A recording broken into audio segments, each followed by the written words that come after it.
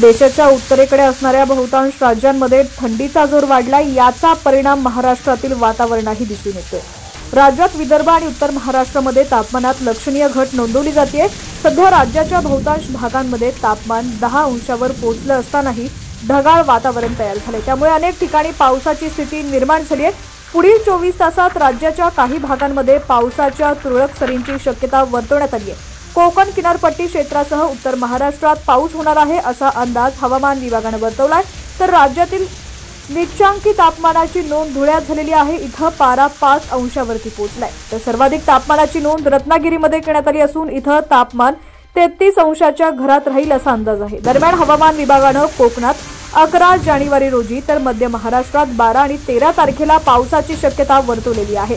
मराठवाड्यातही पावसाच्या सरी बरसणार आहेत। मराठवाड्यात छत्रपती संभाजीनगरमध्ये आज पहाटेपासूनच ढगाळ वातावरण दिसून येत आहे। इथं थंडीचा जोरही वाढलाय।